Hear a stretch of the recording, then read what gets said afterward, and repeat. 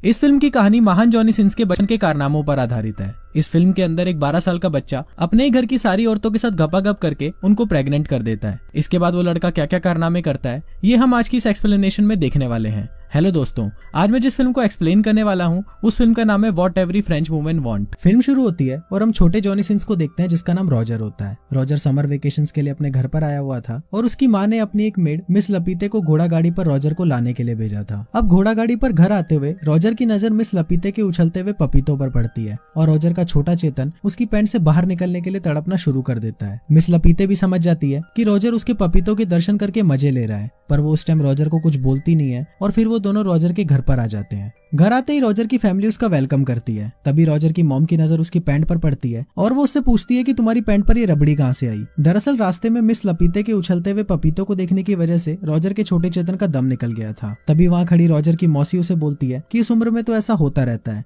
और वो अपने हाथों से रॉजर की रबड़ी को साफ करने लगती है। इसके बाद वहाँ रॉजर अपनी छोटी बहन से मिलता है जिसका नाम बर्था होता है। फिर बर्था रॉजर को जंगल में घुमाने के लिए लेके जाती है और वहाँ पर रॉजर की मुलाकात मिस लपीते से होती है। बातें करते हुए मिस लपीते को अचानक जोर से सुसु आ जाती है और वो रॉजर के सामने ही अपनी स्कर्ट ऊपर करके पेड़ों को पानी देने लगती है। रॉजर ये सब देखकर सोचने लगता है कि उसे इस उम्र में क्या क्या देखना पड़ रहा है और इसके बाद रॉजर वहाँ से चला जाता है। रॉजर जंगल में अकेला घूम रहा होता है, पर तभी रॉजर का पैर फिसलता है और वो झाड़ियों में आकर गिर जाता है। वहाँ पर रॉजर को किसी लड़की की हंसने की आवाज सुनाई देती है। रॉजर देखता है कि वहाँ उसकी घर की एक मेड उर्सुला किसी आदमी के साथ दबा के संभोग कर रही है। तभी उर्सुला की नजर रॉजर पर पड़ती है और वो उसको देखकर हंसने लगती है। रॉजर ये सब देखकर डर जाता है और वहाँ से अपने घर भाग जाता है। रात को रॉजर अपनी फैमिली के साथ डिनर करता है और डिनर करने के बाद वो अपने कमरे में सोने चला जाता है। रॉजर सोने ही वाला होता है, पर तभी उसे अपने कमरे के बाहर बर्तनों के खड़खड़ाने की आवाज सुनाई देती है। रॉजर जब बाहर झांक कर देखता है तो उसकी फटकर हाथ में आ जाती है। रॉजर देखता है कि उसकी एक नौकरानी हेलन एक दरवाजे से आधी बार निकली हुई थी और कोई ठोकुमल उसका पीछे से ही गेम बजा रहा था। टपाटप करने के बाद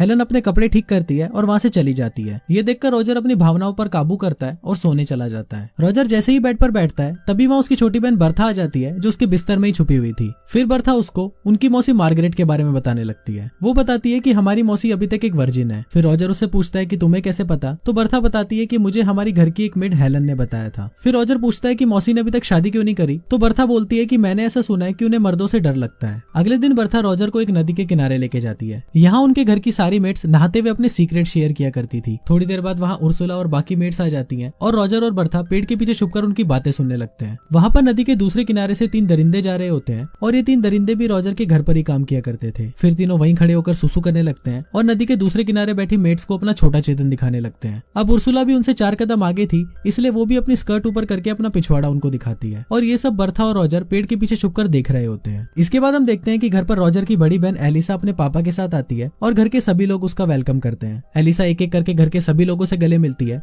पर जब रॉजर की बारी आती है तो वो उसे बस हेलो बोलकर घर के अंदर चली जाती है। अब रॉजर को ये समझ नहीं आ रहा होता कि उसके साथ ये अन्याय क्यों हुआ। तभी रॉजर की छोटी बहन बर्था उसके पास आती है और उसे अपने साथ एक चर्च में लेके जाती है। फिर वो दोनों चर्च की छत पर बैठकर उसकी मासी की बातें सुनने लगते हैं जो चर्च के फादर के सामने अपने पाप को कन्फेस करने आई थी। फिर मार्गरेट फादर को बोलती है कि फादर मेरे से एक बहुत बड़ा पाप हो गया है। फिर फादर उससे पूछते हैं कि तुमसे क्या पाप हुआ है, तो मार्गरेट बताती है कि मेरा नेफ्यू रॉजर कुछ दिनों पहले ही घर पर आया है और जब से मैंने रॉजर को देखा है मैं उसके प्यार में पागल हो गई हूँ और कई बार तो मैंने अपने सपने में उसके साथ दबा के संभोग किया है। ये सभी बातें ऊपर बैठा रॉजर भी सुन रहा होता है और वो बहुत ज्यादा एक्साइटेड हो जाता है। रॉजर सोचने लगता है कि घर में कोई तो है जिसको मैं भी पेल सकता हूँ, वरना घर की सारी औरतों को तो नौकर ही पेलते जा रहे हैं। अब ये सब पेलम पाली की बातें सोचते हुए रॉजर और भी ज्यादा एक्साइटेड हो जाता है और नीचे आकर गिर जाता है। इसके बाद पादरी और मार्गरेट रॉजर को अपने साथ घर पर लेकर आते हैं और उसकी माँ को सारी बातें बता देते हैं। फिर रॉजर की माँ पादरी से पूछती है कि इसे क्या सजा मिलनी चाहिए, तो इस पर पादरी बोलता है कि इसके पिछवाड़े पर मार मारकर उसको बंदर के पिछवाड़े की तरह लाल बना देते हैं। रॉजर की माँ को भी ये बात अच्छी लगती है और वो पादरी को बोलती है कि मस्त प्लान है।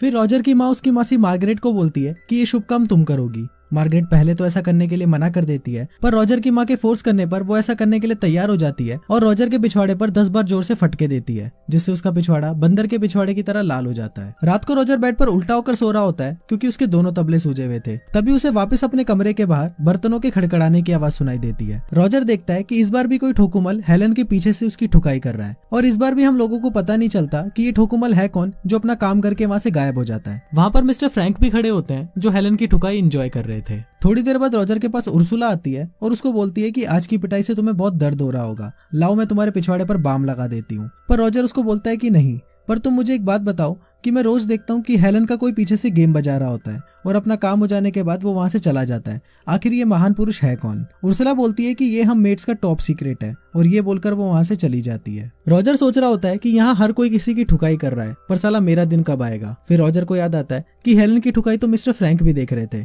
और वो मिस्टर फ्रैंक से मिलने के लिए उनके रूम में चला जाता है। वहां जाकर रॉजर देखता है मिस्टर फ्रैंक अपने पैंट में हाथ डालकर दूरबीन से आसमान में कुछ देख रहे होते हैं। फिर रॉजर को वहां देखकर मिस्टर फ्रैंक घबरा जाते हैं और वहां से भाग जाते हैं। उनके जाने के बाद रॉजर भी दूरबीन से देखने की कोशिश करता है, और वो देखता है कि बाहर दो लोग दबा के घपाघप करने में लगे हुए हैं। ये देखकर रॉजर सोचता है कि ये साला फ्रैंक तो मेरे से भी बड़ा हवस का पुजारी है। फिर रॉजर को वहां पर एक किताब मिलती है जिसमें घपाघप की बहुत सारी कहानियां लिखी हुई थी। फिर रॉजर उस किताब को अपनी पैंट में छुपा लेता है और वहां से चला जाता है। रॉजर अपने कमरे की तरफ जा रहा होता है, पर तभी उसे उसके पेरेंट्स के कमरे में से घपाघप की आवाजें सुनाई देती है। रॉजर की होल से अंदर झांकता है और देखता है कि उसके पापा उसकी मम्मी की अनबॉक्सिंग कर रहे हैं। तभी वहाँ अलीसा का मंगेतर रोनाल्ड आ जाता है और रॉजर को झांकते हुए पकड़ लेता है। फिर रॉजर उसको बोलता है कि प्लीज तुम मेरे पेरेंट्स को कुछ मत बताना, और तुम जो बोलोगे मैं वो करूंगा। अब रोनाल्ड भी इस मौके का फायदा उठाता है और रॉजर से अपनी कार साफ करवाता है। इसके बाद हम देखते हैं कि रॉजर एक अस्तबल में छुपकर उस किताब को पढ़ रहा होता है, और उस किताब को पढ़ते हुए वो अपनी पैंट में हाथ डालकर अपनी घोड़ा गाड़ी चलाने लगता है। तभी वहाँ पर उनका एक नौकर चूतड़मल आ जाता है और रॉजर उसको देखकर एक कोने में जाकर छुप जाता है।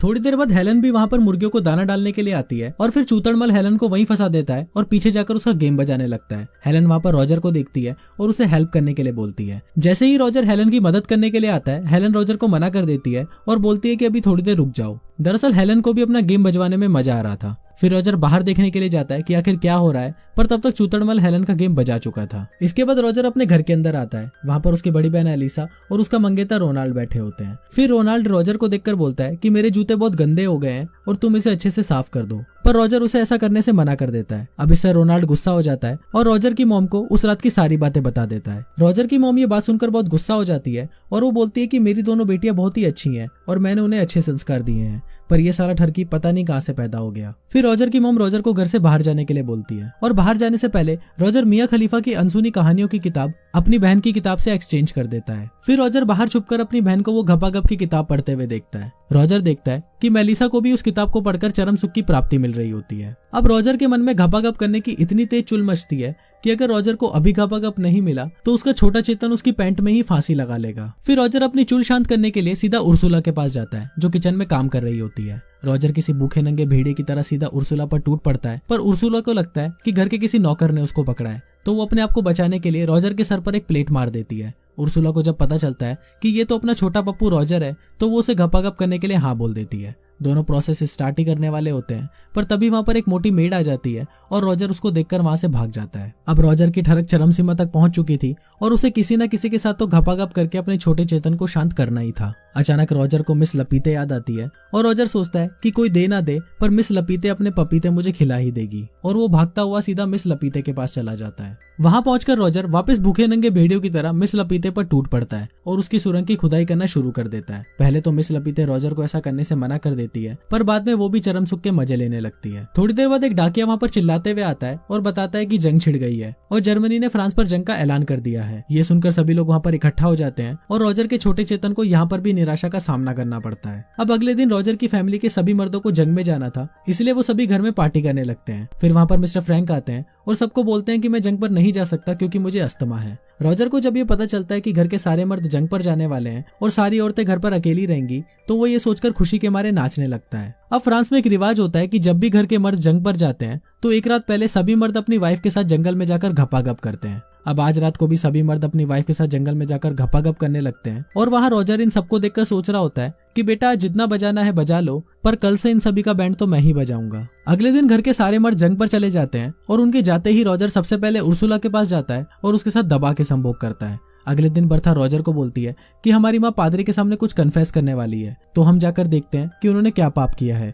दूसरी तरफ उसकी माँ पादरी को बता रही होती है कि मेरा हस्बैंड मेरे साथ अलग अलग पोजीशन में संभोग करता है और मुझे भी इससे बहुत मजा आता है, पर कभी कभी मुझे ऐसा लगता है कि मैं कोई पाप तो नहीं कर रही। पर इस पर पादरी उसको बोलता है कि तुम अपने पति के साथ कुछ भी कर सकती हो और ये करना कोई पाप नहीं है।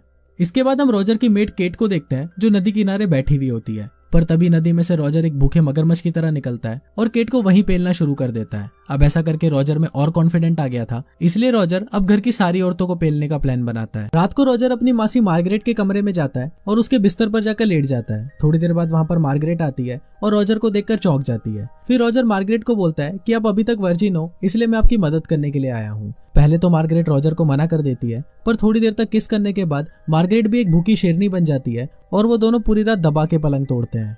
थोड़ी देर बाद वहाँ पर हेलन चाय लेकर आती है, पर इस बार उसे दरवाजे के अंदर खींचकर उसका गेम बजाने वाला कोई भी नहीं था, क्योंकि घर के सारे मर्द जंग पर गए हुए थे। फिर हेलन रॉजर के कमरे के अंदर आकर उसे चाय देती है। फिर चाय देकर हेलन जैसे ही वहाँ से जा रही होती है, अचानक रॉजर उसे पीछे से पकड़ लेता है और उसका गेम बजाना शुरू कर देता है। अगले दिन रॉजर अपनी बड़ी बहन अलीसा को देखता है, जो अस्तबल में जा रही होती है। फिर रॉजर भी उसके पीछे जाने लगता है और वहाँ जाकर वो देखता है कि अलीसा घोड़ों को घास डाल रही होती है। रॉजर लपक कर अलीसा पर टूट पड़ता है और उसके साथ घपाघप करना शुरू कर देता है। पहले तो अलीसा रॉजर को मना कर देती है, पर थोड़ी देर बाद अलीसा को भी मजा आने लगता है और वो दोनों दबा के घपाघप करते हैं। अब तो रॉजर की मौज हो गई थी, क्योंकि घर की सारी औरतें एक एक करके रॉजर के पास आती थी और अपना गेम बजवा कर जाती थी, और कभी कभी तो रॉजर एक साथ 3-3 मेट्स को भी पेल देता था। एक दिन घपाघप करने के बाद एलिसा रॉजर को बोलती है कि वो प्रेग्नेंट है, और ये सुनकर रॉजर की फटकर हाथ में आ जाती है। तभी रॉजर देखता है कि युद्ध खत्म हो चुका है और सभी मर्दों की घर वापसी हो रही है। रॉजर घर में बैठ के सोच रहा होता है कि इससे जान कैसे छुड़वाऊं, पर तभी वहां पर उर्सुला आ जाती है और वो रॉजर को बोलती है कि वो भी प्रेग्नेंट है। फिर कुछ देर बाद उसकी मासी मार्गरेट भी उसको बोलती है कि वो भी प्रेग्नेंट है। अब रॉजर सोचने लगता है कि कुछ तो करना पड़ेगा, वरना घर के सभी लोगों को मेरे कांड के बारे में पता चल जाएगा और मेरी माँ सड़क के बीच में मुझे खड़ा करके मेरा पप्पू कटवा देगी। अब सबसे पहले रॉजर एक लाल नेल पॉलिश लेकर आता है और उसे लेकर अपनी बहन एलिसा के पास जाता है। रॉजर एलिसा के बेडशीट पर उस नेल पॉलिश को लगा देता है और उसे बोलता है कि तुम रोनाल्ड को सेड्यूस करो और उसके साथ आज रात पलंग तोड़ घपाघप करो, ताकि रोनाल्ड को ये लाल रंग देखकर लगे कि तुम अभी तक वर्जिन हो। इसके बाद वो अपनी मासी मार्गरेट के पास जाता है और उसको बोलता है कि आप मिस्टर फ्रैंक से शादी कर लो, क्योंकि वो आपसे बहुत प्यार करते हैं, और ये सुनकर मार्गरेट भी शादी के लिए मान जाती है। इसके बाद वो उर्सुला के पास जाता है और उसे शादी के लिए प्रपोज करता है, पर उर्सुला उसे शादी करने के लिए मना कर देती है, क्योंकि वो पहले ही किसी काणे आदमी को पसंद करती थी। अब तीनों औरतों की एक साथ शादी हो जाती है और किसी को पता भी नहीं चलता कि रॉजर ने पीछे से क्या कांड फैलाया था। उसी रात रॉजर एक बार फिर हेलन के साथ पलंग तोड़ संभोग करता है और कुछ दिन बाद हेलन रॉजर को बताती है कि वो भी प्रेग्नेंट है। अब रॉजर की भी छुट्टियां खत्म हो चुकी थी और वो भी अपने स्कूल जाने के लिए घर से निकल रहा था। रॉजर जाने से पहले हेलन को बोलता है कि तुम्हारे लिए भी मैं एक पति का इंतजाम कर दूंगा। इस पर हेलन रॉजर को बोलती है कि इसकी कोई जरूरत नहीं है, मुझे तो घर के लगभग सभी मर्दों ने पेला है, तो मैं ये मटका किसी के भी सर पे जाके फोड़ दूंगी। फिर रॉजर वहां से चला जाता है और कुछ इसी तरीके से ये फिल्म यहीं खत्म हो जाती है।